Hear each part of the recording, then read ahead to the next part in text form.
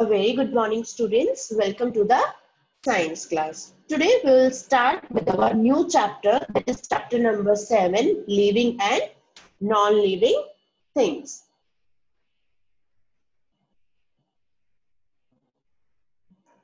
You have already studied in your class 5th about living and non-living things. When you look around yourself, you can see many of things. For example, dog, houses, people, sun, sky, moon, buildings, etc. And there are many more things. Some of them are living and some of them are non-living. जब आप अपने चारों तरफ देखते हो तो आपको बहुत सारी चीजें देखने को मिलती है.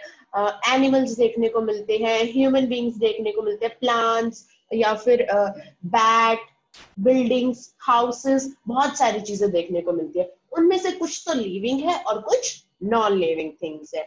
आपने अपनी क्लास 5th में पहले भी पढ़ा है कि लिविंग थिंग्स में आपके जो पीपल्स होते हैं, मींस पीपल जो है, ह्यूमन बीइंग्स, एनिमल्स, प्लांट्स, ये तीनों किस में आते हैं? आपके लिविंग थिंग्स में. और जितनी भी नेचुरल और मैन मेड थिंग्स है वो आपकी आती है नॉन लिविंग थिंग्स में. Now let us understand in more detail. So let's start with the chapter. Many things, living and non-living things. Many things that we see around us every day are living or once alive. But what does it mean to be living? All the animals and plants that you see around you are living. Other objects that you notice every day, such as cars, rocks, bricks, buckets, bottle, etc. are non-living. जब आप अपने चारों तरफ देखते हो तो जैसा कि मैंने अभी आपको बताया, तो आपको बहुत सारी चीजें दिखती है, जिसमें से कि ह्यूमन बीइंग्स, एनिमल, प्लांट्स, ये सब क्या है? लिविंग है. और कार्स, रॉक्स मतलब चट्टाने, ब्रिक्स, बकेट, बाल्टी, बॉटल्स, ये सारी चीजें क्या है? जितनी भी मैन मेड या नेचुरल चीजें हैं वो सब क्या है? Non living. Things such as furniture, cricket bat, hockey sticks and cocks are made up of wood. You can call them dead things, though the trees from which the wood was taken to make these things were once living. अब इन्होंने जो example दिया है, furniture, furniture आपका किससे बना है? Would say बना है. क्रिकेट बैट जो कि वुड से बना है. हॉकी स्टिक में भी वुड यूज हुआ है. और कॉक्स हमारी होती है जो हम बॉटल के ऊपर कैप लगाते हैं ना, तो वो वुड की भी आती है, जो हम साइंस लैब में ज्यादा यूज करते हैं.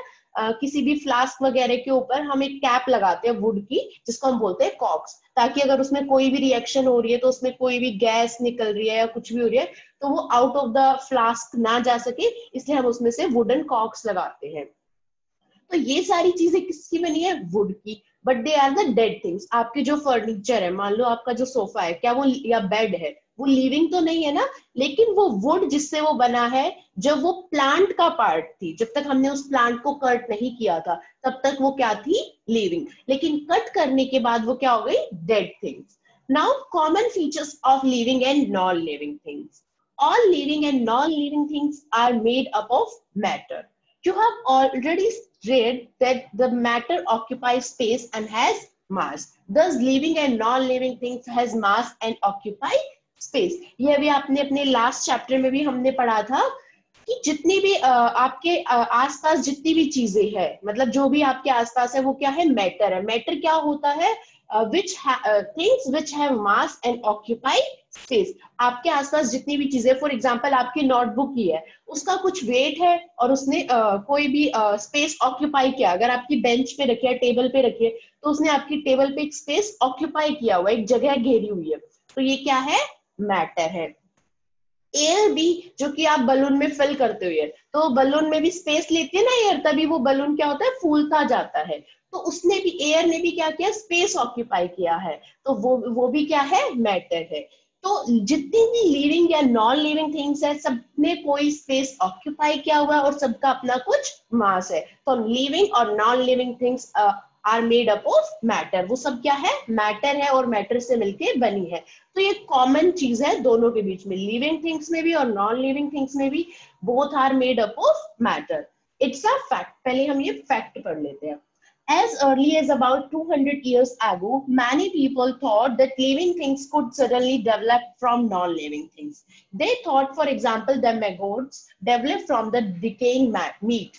The experiment of the Italian scientist Lazzaro Spallanzani in the 18th century and Louis Pasteur in the 19th century proved that it was not correct. तो इसने बताया है कि 200 साल पहले जो ह्यूमन बींग्स थे, जो पीपल थे, वो सोचते थे कि जो भी जो लिविंग थिंग्स है वो भी नॉन लिविंग थिंग्स से बनी है. मतलब फॉर एग्जांपल वो देखते थे कि जो जब डिकेइंग मीट है, मतलब जब मीट सड़ गया है, बिल्कुल जो मीट है वो सड़ गया है, तो उसमें कीड़े पैदा हो रहे हैं. मैगूट्स का मतलब है कीड़े.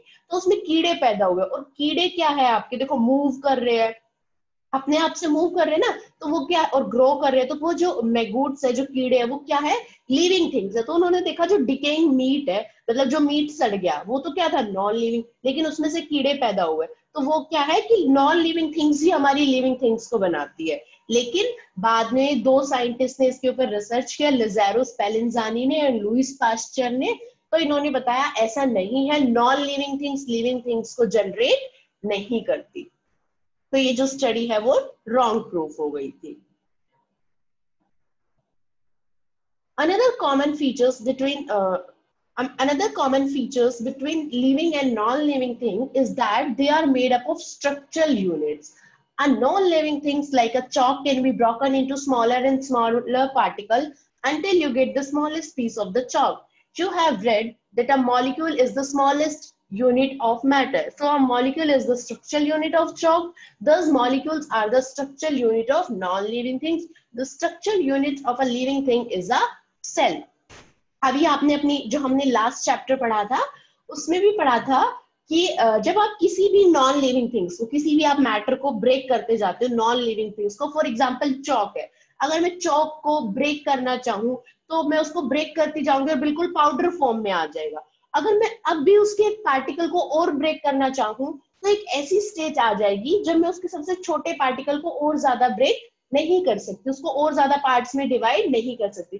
तो उस छोटे से पार्ट से जिससे आपका चौक बना है उसको हम क्या बोलते हैं, एटम. एटम या मॉलिक्यूल. तो जैसे वाटर है, तो वाटर का आपको फॉर्मूला पता है, H2O होता है, लेकिन आपके पास वाटर बहुत ज्यादा अमाउंट में, तो आप एक एक ड्रॉप अलग करना चाहो वाटर की, और एक सबसे छोटी ड्रॉप वाटर की आप निकाल लेते हो कि आप उसको और ज्यादा सेपरेट आउट कर ही नहीं सकते. तो H2O मतलब आपकी एक मॉलिक्यूल है वो वाटर का.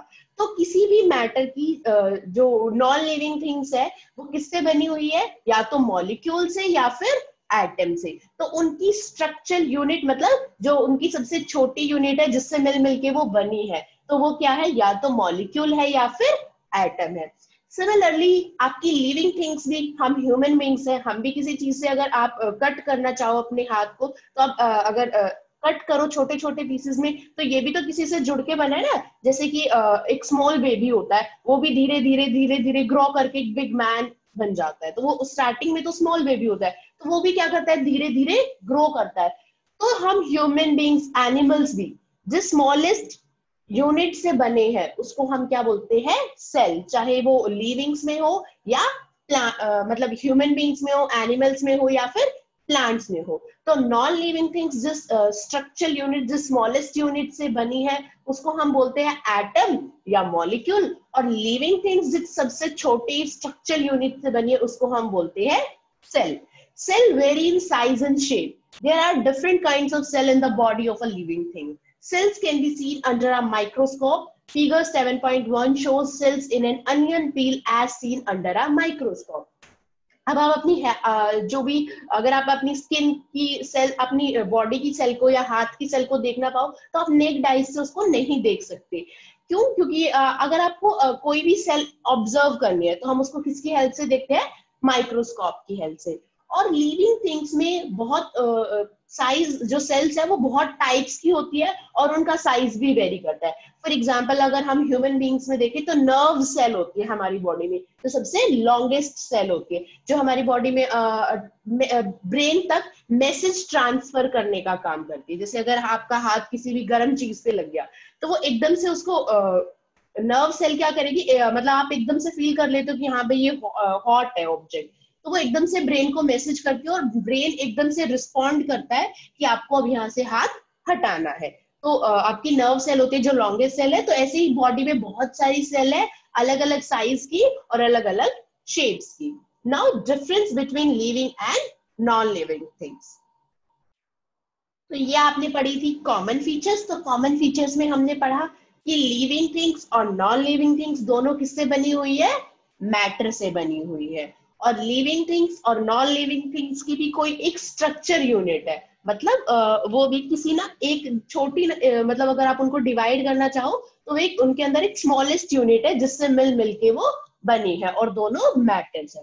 Now difference, do the simple activity. Activity 1, observe a living thing like a dog and compare it to a non-living thing such as a stone. What differences can you list? अब इसने बोला है कि आप एक dog को और एक मतलब एक लिविंग और एक नॉन लिविंग थिंग को कंपेयर करो, तो आपको डिफरेंस उनमें समझ में आ जाएगा कि लिविंग क्या होता है और नॉन लिविंग थिंग्स क्या होती है। तो इन्होंने यहाँ पे एग्जांपल दिया है लिविंग का एक डॉग और नॉन लिविंग थिंग का इन्होंने स्टोन। तो आप डॉग और स्टोन को कंपेयर करोगे तो आपको क्या डिफरेंसेस देखने को मिलेंगे। You will able to observe some differences such as movement, intake of food, excretion and respiration quite easily. We normally recognize a living things by its activities such as walking or running. But a robot can also walk and a car can run. Will you call a robot or a car a living thing? अब हमने dog और stone को compare किया तो हमने देखा stone move नहीं कर सकता, डॉग मूव कर सकता है। जो डॉग है वो उसको अपनी बॉडी के लिए एनर्जी चाहिए तो वो कुछ खाना खाएगा, इनटेक ऑफ फूड। लेकिन स्टोन के लिए ऐसी कुछ नहीं है, ऐसी कोई जरूरत नहीं है। एक्सक्रीशन होता है लिविंग थिंग्स में। एक्सक्रीशन मतलब जब आपने कुछ भी खाया, डाइजेस्ट होने के बाद जो आपकी बॉडी का वेस्ट है वो एक्सक्रीट आउट हो जाएगा, आपकी बॉडी से बाहर निकल जाता है। तो लिविंग थिंग्स में एक्सक्रीशन होता है लेकिन नॉन लिविंग थिंग्स में एक्सक्रीशन नहीं होता। रेस्पिरेशन होता है लिविंग थिंग्स में। रेस्पिरेशन मतलब जो आप सांस लेते हो। रिप्रोड्यूस करती है लिविंग थिंग्स। रिप्रोड्यूस करने का मतलब है जो कि गिव्स ऑफ बेबीज, जिनके बेबीज होते हैं। ऐसा नॉन लिविंग थिंग्स में नहीं होता। और नॉर्मली हम ये भी कहते हैं जो लिविंग थिंग्स है वो मूव करती है, ऐसा बोलते हैं ना, लिविंग थिंग्स कैन मूव। कि लिविंग थिंग्स में वॉकिंग और रनिंग भी हम ऑब्जर्व करते हैं। जैसे ह्यूमन है कोई भी तो वो वॉक भी कर सकता है और रन भी कर सकता है। बट एक रोबोट और कार, रोबोट भी वॉक करता है और कार भी रन करती है, तो क्या वो भी लिविंग थिंग्स हुई? अगर हम ये बोले कि लिविंग थिंग्स मूव कर सकती है तो कार और रोबोट भी मूव कर रहे हैं, तो क्या वो भी लिविंग थिंग्स हुई? नहीं, वो लिविंग थिंग्स नहीं हुई। क्यों? क्योंकि जो लिविंग थिंग्स होती है वो अपने आप मूव करती है। जैसे आप हो या हम ह्यूमन बींग्स है, हम क्या करते हैं? अपने आप मूव कर सकते हैं। एनिमल्स है अपने आप मूव कर सकते हैं। लेकिन जो कि आपका कार और रोबोट है वो अपने आप मूव नहीं कर सकते। उनको कोई एक्सटर्नल एनर्जी चाहिए, बाहर से कोई एनर्जी चाहिए। चाहे उनको किसी बैटरी की जरूरत है या किसी भी फ्यूल की जरूरत है, पेट्रोल की जरूरत है, लेकिन उनको कोई एक्सटर्नल एनर्जी चाहिए मूव करने के लिए। वो अपने आप मूव नहीं करेंगे। तो जो चीजें अपने आप मूव करती है दे आर लिविंग, और जो अपने आप मूव नहीं करती they are non living. All living things have common characteristics that are not present in non-living things. Let us study some of the features of living things, both animals and plants. तो living things में कुछ ऐसी common characteristics है जो सभी living things में है, okay? जो कि non-living things में present नहीं होती। For example, respiration जो है वो सभी living things में होता है, but non-living does not respire, वो respire नहीं करती। तो हम अब आगे जो है लिविंग और नॉन लिविंग थिंग्स के बारे में और पढ़ेंगे कि लिविंग थिंग्स में फॉर एग्जांपल जैसे एनिमल्स, ह्यूमन बीइंग्स, प्लांट्स जो लिविंग थिंग्स में आते हैं तो उनके बीच में क्या कॉमन कैरेक्टरिस्टिक्स है, हम उनको लिविंग क्यों बोलते हैं। Now let us discuss some oral questions related to the topic. पहले हम ये कुछ ओरल क्वेश्चंस डिस्कस करते हैं। Name some features that are common to both living and non living things. जैसा कि अभी हमने कुछ कॉमन फीचर्स और डिफरेंसेस के बारे में पढ़ा है living and non living things के बीच में, तो फर्स्ट क्वेश्चन आपसे उनके कॉमन फीचर्स पूछ रहा है। तो उनके कॉमन फीचर्स अभी हमने पढ़े कि all living and non living things are made up of matter, कि लिविंग और नॉन लिविंग थिंग्स दोनों ही क्या है, मैटर से बनी है। और सेकेंड हमने पढ़ा है कि लिविंग और नॉन लिविंग दोनों की कोई स्ट्रक्चरल यूनिट है, मतलब स्मॉलेस्ट यूनिट से बनी है। दोनों मैटर है और दोनों की स्ट्रक्चरल यूनिट होती है। तो ये क्या था उनकी common characteristics. Question number second, what is the difference between the structural unit of living and those of non-living things? कि living things और non-living things की structure unit में क्या difference है? तो अभी हमने पढ़ा जो living things है उनकी structure unit क्या होती है, मतलब वो किस smallest unit से बनी है, cell से, और non-living things जिस structure unit से बनी है वो आपके होते हैं atoms या मॉलिक्यूल्स। तो ये डिफरेंस है, लिविंग थिंग्स सेल से बनती है और नॉन लिविंग थिंग्स मॉलिक्यूल्स या फिर एटम से। जैसे कि आपको इस फिगर 7.1 में भी दिखाया हुआ है, cells in an onion peel. ये आपको अनियन का एक पील, उसको अंडर माइक्रोस्कोप ऑब्जर्व किया हुआ है कि उसकी सेल्स की शेप कैसी होती है। ऐसे ही हम ह्यूमंस की सेल्स की भी चेक कर लेते हैं, या आपको ह्यूमंस, एनिमल्स, किसी की भी आप सेल्स चेक कर सकते हैं, but with the help of a microscope. हम नेक्ड आईज से उनको नहीं देख सकते। तो यहाँ पे हमारा ये टॉपिक, फर्स्ट टॉपिक जो है वो फिनिश होता है।